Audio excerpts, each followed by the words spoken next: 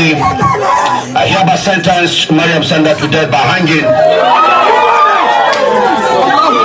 until she dies.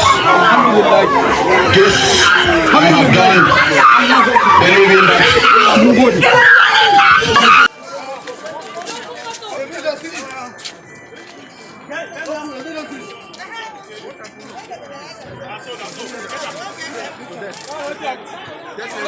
This is wild. A woman who was sentenced to death in 2020 for killing her husband in 2017, all because she saw a naked woman's picture in his mobile phone, has finally been set free by the President of Nigeria, Mr. Bola Tinubu, after only spending 6 years in jail for a sentencing that involved her hanging to death. So many Nigerians are fuming at this presidential pardon of the infamous Mariam Sanda, who made headlines in 2017 through 2020 for killing her husband, Mr. Biliaminu Bello, all because she saw a naked woman's picture in his phone. How do you go from being sentenced to death to getting the president of Nigeria to give you clemency, to give you a presidential pardon, just spending 6 years in prison? A lot of people have called this a very double standard, citing that if the case had been reversed, if it was a man who had killed his wife in the manner in which Mariam had killed her husband,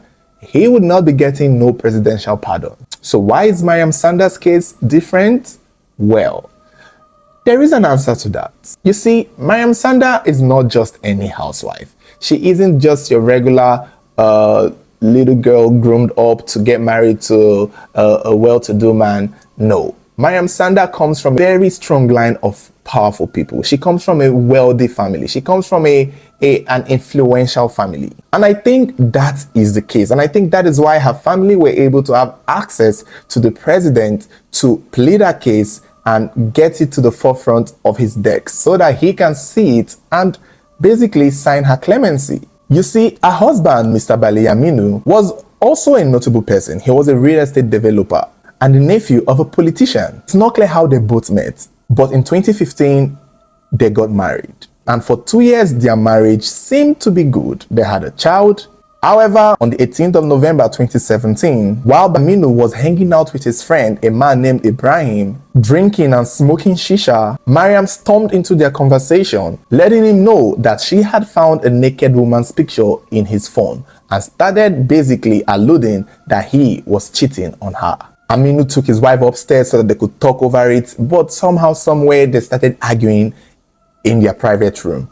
Ibrahim, who was in the sitting room hearing his friend fight with his wife, knew that something was happening and went to go and check on them to see what is going on, only to see them fighting and holding on to each other as though they were actually going at it.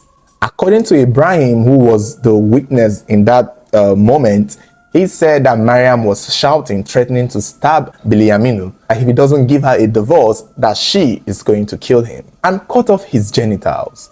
Ibrahim said that Mariam was very aggressive, that she even broke a bottle and tried to stab Aminu. But Ibrahim and Aminu pretty much tried to hold her down and calm her down. They said she broke perfume bottle to use to stab him. They said she went to the kitchen to try to stab him. So basically, it was clear that she was really trying so hard to stab this young man. That evening, if not for the fact that Ibrahim was in that house, things could have gone left really quick. Ibrahim said he tried his best to stop the both of them from fighting. And at the point, he succeeded. That day, everything calmed down. Mariam calmed down. Aminu also calmed down. And to Ibrahim, everything was done, that he succeeded. He made peace. He settled them both. And then he went home, only to get a phone call the next day that his friend, Biliaminu, was dead. By the time he would get to Biliaminu's house, he noticed that they had already gone to the police station, that is the wife, and the body had already been taken to the morgue, basically. And so he went to the police station to see that the case is being registered, and he went then to the morgue to see his friend's body.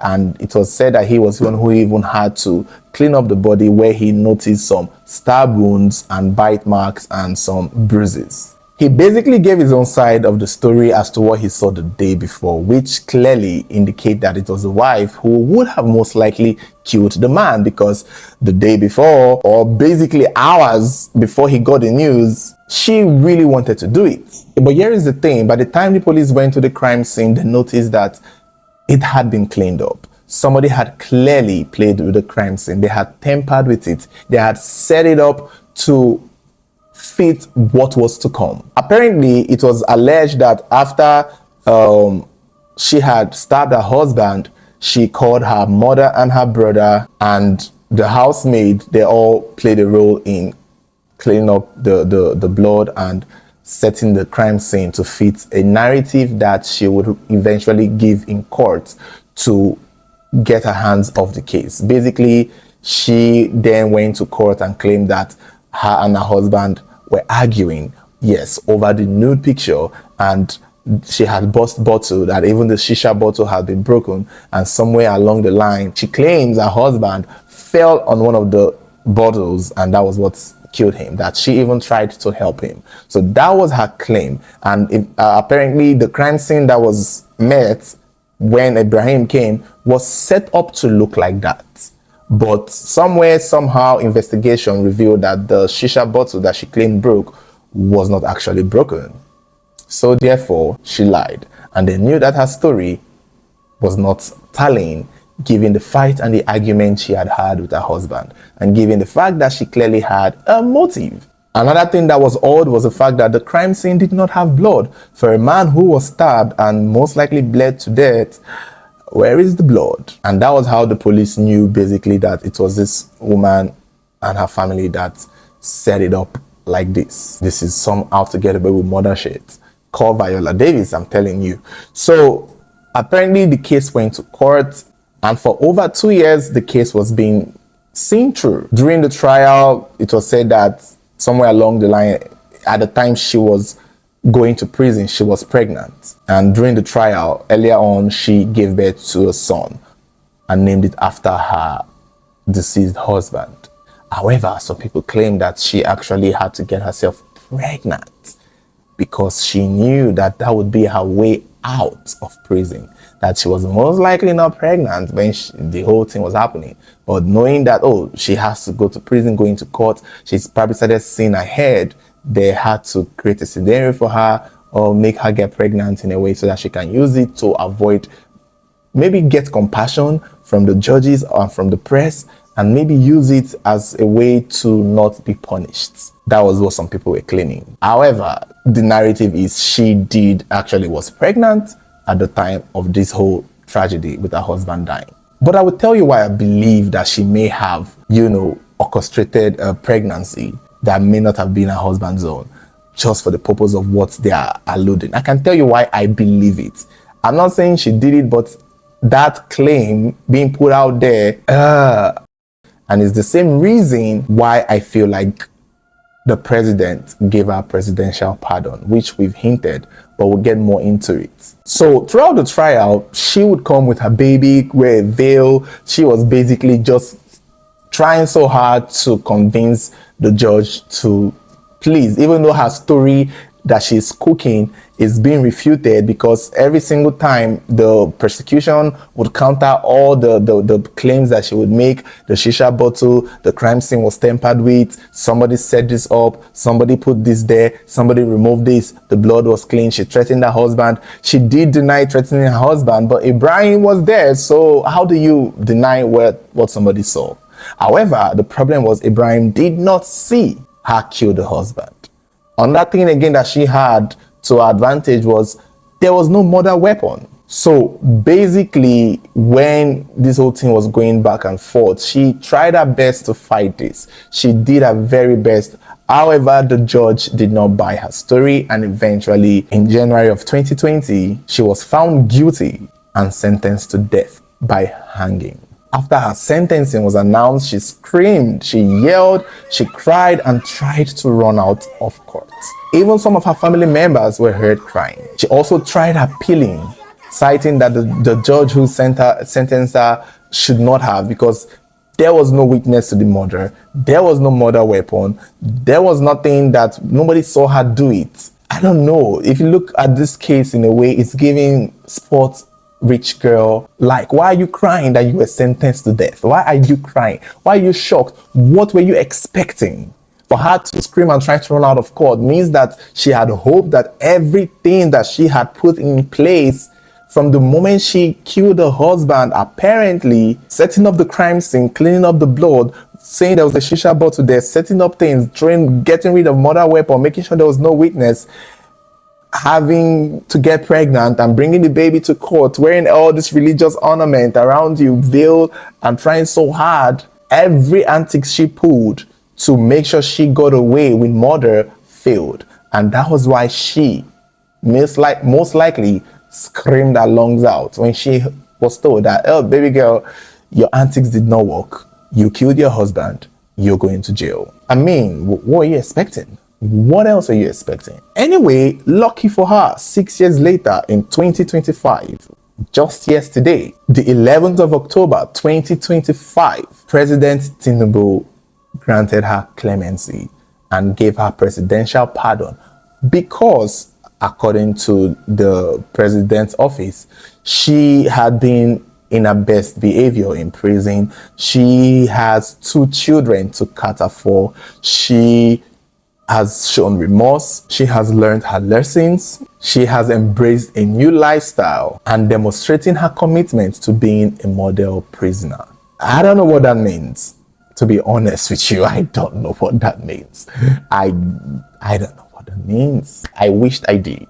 But this is what a lot of you people need to know. And this is where I think she got lucky. This is why it's important to come from wealth and come from a very powerful family, which Mariam Sanda has to advantage. I mean, from the moment you heard the story of how she killed her husband, called her mother, called her brother to set up crime scene, to create all these things so that she can have a fighting chance in court, you got to know these are powerful people you're dealing with. Her mother is a powerful woman herself. And she, Mariam, is a very brilliant, intelligent person. She's an intelligent woman. This woman studied abroad. She studied in Scotland, did her master's in Dubai. A lot of her studies were outside the country.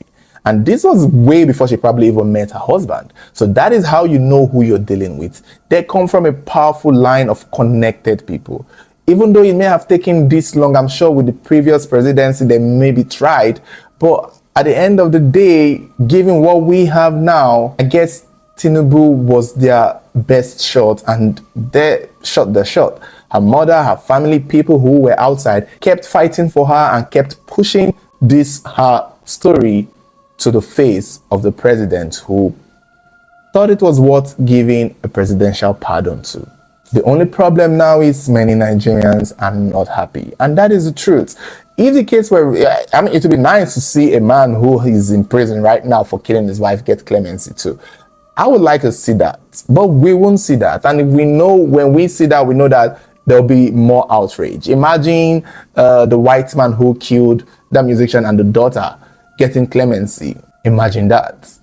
We wouldn't like that. But in a case like this, her being a woman and her being a mother and her taking care of the kids has pretty much worked in our advantage. That's what have been their forefront. That's what they've been pushing. That's what they've been using. Even during the court proceedings, that they were trying so hard to shove it in the judge's face that this woman has a baby. She's a nursing mother. They first of all used the pregnancy throughout the case, and then the pregnancy, and then the baby comes in. So they were using those things to see if they could sway the judge, and it did not work.